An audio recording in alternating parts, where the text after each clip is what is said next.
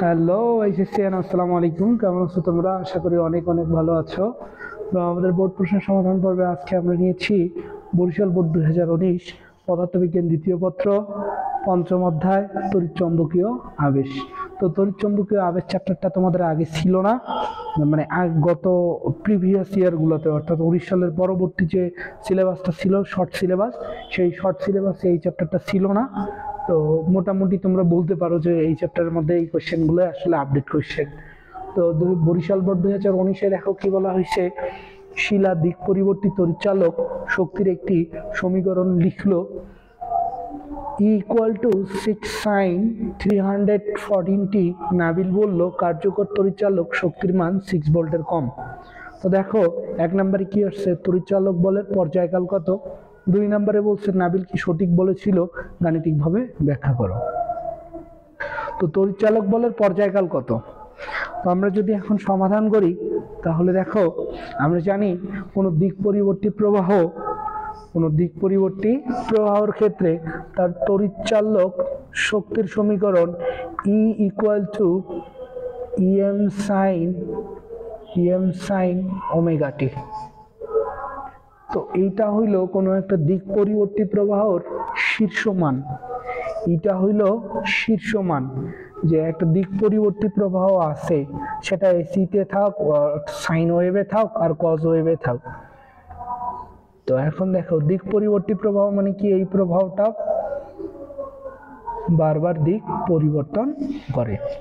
তো এই যে ওয়েভটা আছে, এই ওয়েভের যে শীর্ষ বিন্দুটা, সেই শীর্ষ মানটাই হইল ইএম, বা তোমরা বলতে পারো এই যে এই দিকে যে শীর্ষ মানটা, উপর নিচে যে কোনো একদিকে তরঙ্গটার যে সর্বোচ্চ বিস্তার, সেই সর্বোচ্চ বিস্তারটা হইল ইএম। আর ইটা হইল যে কোনো সময়ের তড়িৎচালক বল, সেটা আসলে টাইম ডিপেন্ডেন্ট। টাইম আমরা যত বসাবো তার উপর ডিপেন্ড করে এখানে আসলে এই তড়িৎচালক বলের মানটা পাওয়া যাবে। অথবা এইটাকে লেখা যায় কি, I = im sin omega t. এটা যেহেতু সাইন ওয়েভ, তাই তড়িৎচালক শক্তি বা বলো যে তড়িৎ প্রবাহ, দিক পরিবর্তী প্রবাহ বা দিক পরিবর্তী তড়িৎচালক সমীকরণ, তড়িৎচালক শক্তির সমীকরণ বা বলের সমীকরণ সাইন ফাংশনে আছে। তো যদি এই গ্রাফটা যদি এইভাবে দেয়া থাকতো, তো আমরা বুঝে নিতাম এটা কোন ফাংশনে আছে, কজ ফাংশনে আছে। তখন এইটা আসতো E = em cos omega T, আর I আসতো im cos ওমেগা টি। তো মোটামুটি এতটুকুই বেসিক বলবো না এগুলোনের ধারাবাহিক প্রমাণ এবং ব্যাখ্যা বিশ্লেষণ আমার ইউটিউব চ্যানেলে দেয়া আছে, তোমরা দেখে নিবা। তো আমরা এখন আজকে সমাধান করব এই প্রশ্নটা। আমি সমাধান পর্বে চলে যাই। তো এটা দেখো আসলে কোন ফাংশনে দেয়া আছে, সাইন ফাংশনে দেয়া আছে। সো গ্রাফটা আসলে এইরকম। তো এটা যেহেতু তড়িৎচালক শক্তির বা তড়িৎচালক বলের সমীকরণ দেয়া আছে, এইটা হলো আমাদের আইডিয়াল ইকুয়েশন। তো ওরা যেটা দিছে আগে আমরা ওইটা উঠাই নেই। E = দেয়া আছে 6 sin 314t। আর দিক পরিবর্তী প্রবাহের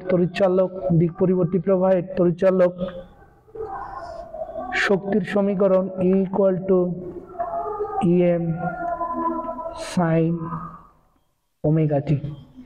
তো আমাদেরকে এখানে বাইর করতে বলা হয়েছে যে তড়িৎচালক বলের পর্যায়কাল কত। তো তড়িৎচালক বলের আমি পর্যায়কাল বাহির করব। তো আমরা কিন্তু জানি যে em sin ওমেগার জায়গায় আসলে লেখা যায় 2π/t ইন্টু সঙ্গে থাকতেছে t। তা আমি যদি এই ইকুয়েশন এদের 1 আর এই যে আইডিয়াল ইকুয়েশনটা আছে 2, আইডিয়াল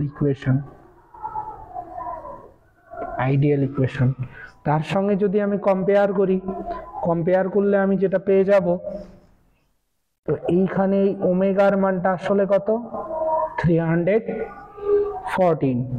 তো আমরা লিখতে পারি 1 ও 2। তুলনা করে পাই। 1 ও 2 তুলনা করে আমরা কি পাইতেছি ভাইয়ারা? যেটা পাইতেছি সেটা হইলো ওমেগা ইকুয়াল টু 314। আবার আমরা যখন প্রথম পত্র পড়ছি ফার্স্ট পেপারের 3rd চ্যাপ্টার গতিবিদ্যা, সেই গতিবিদ্যায় যখন আমরা কৌণিক গতি পড়ছিলাম, এটা আসলে কৌণিক বেগ, সেই কৌণিক বেগের ক্ষেত্রে আমরা জানি যে 2 পাই ডিভাইডেড বাই টি, তাহলে 314। তাহলে এখান থেকে আমি লিখতে পারবো T equal to 2 pi divided by 314। তো এটা ক্যালকুলেশন করেন আপনারা। আচ্ছা, আমি এটা ফোনে ক্যালকুলেশন করতেছি, আমার ক্যালকুলেটর সঙ্গে নাই। তো এটা ক্যালকুলেশন করলে যেটা আসবে 2 × 3.1416 ডিভাইডেড বাই 314, তাহলে এটা আসতেছে 0.0200 সেকেন্ড, 0.020010 সেকেন্ড। এত লেখার দরকার নাই, 0.02 লিখলেই হয়ে যাবে। খুব সহজ অঙ্ক ভাইয়া, খুব সহজ চ্যাপ্টার, খুব সহজ অঙ্ক, একটু দেখলেই তোমরা পারবা। আর যদি বুঝতে না পারো, কোনো ক্লাসেই যদি তোমরা বুঝতে না পারো, তো অবশ্যই ভাইয়াকে কমেন্ট বক্সে কমেন্ট করবা। ভাইয়া তার সাধ্য মতো, আমি আমার সাধ্য মতো চেষ্টা করব তোমাদেরকে বোঝাই দেওয়ার জন্যে। তো তারপর দেখো পরবর্তী প্রশ্নটাতে যেটা বলা হয়েছে সেটা হইল নাবিল কি সঠিক বলেছিল গাণিতিকভাবে ব্যাখ্যা করো। তো শিলা একটা দিক পরিবর্তী তড়িৎচালক শক্তির সমীকরণ লিখলো equal to 6 sin 314t। Nabil বলল কার্যকর তড়িৎচালক শক্তির মান 6 ভোল্টের কম। তো আসলে কার্যকর তড়িৎচালক শক্তি বা কার্যকর তড়িৎ প্রবাহ, এইটা আসলে হইল, যদি বলে কার্যকর তড়িৎ প্রবাহ তাহলে হবে IRMS, অর্থাৎ রুট মিনস স্কয়ার ভেলোসিটি, গড় বর্গমূলীয় মান। আর যদি বলে পরিচালক শক্তি তখন হবে ERMS। তো এইখানে যেহেতু বলছে যে 6 ভোল্ট, আর নাবিল সঠিক বলেছিল যে নাবিল বলছে কার্যকর তড়িৎচালক শক্তির মান, কার্যকর তড়িৎচালক শক্তির মান। তো কার্যকর তড়িৎচালক শক্তির সমীকরণ আমরা কি জানি? তো কার্যকর তড়িৎচালক শক্তি বলতে বোঝায় ERMS, এটা 2। কার্যকর তড়িৎ চালক শক্তি, সেটা হলো আসলে কি ভাইয়া? ERMS। ERMS ইকুয়াল টু হইল EM ডিভাইডেড বাই √2। তো এই যে ERMS equal to EM divided by √2, এটা কিভাবে আসলো আমার প্লেলিস্টে, ইউটিউবের প্লেলিস্টে দেয়া আছে, তোমরা চাইলে দেখতে পারো।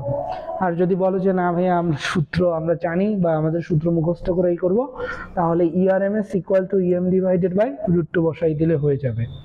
তো আমরা জানি এরা যে ইকুয়েশনটা দিয়েছিল সেই ইকুয়েশনটা ছিল যে দেওয়া আছে কি দেওয়া আছে ভাইয়া? E equal to 6 sin 314t। আর আদর্শ ইকুয়েশন, আদর্শ সমীকরণ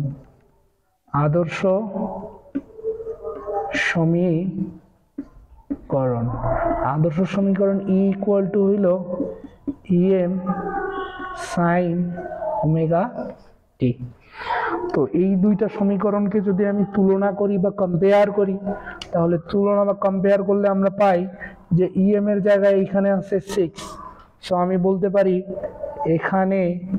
এখানে EM ইকুয়াল টু হবে 6। অতএব কার্যকর তড়িৎচালক শক্তি, কার্যকর তড়িৎচালক শক্তি ERMS ইকুয়াল টু হবে EM divided by √2। EM equal to হইল 6 ডিভাইডেড বাই √2, এইটাকে কাটাকাটি করলে আমি লিখতে পারি 3√2, যেটা আসলে 6-এর থেকে কম। তাহলে নাবিল সঠিক বলেছিল। ERMS লেস দেন EM, তাই বলা যায় নাবিল সঠিক বলেছিল।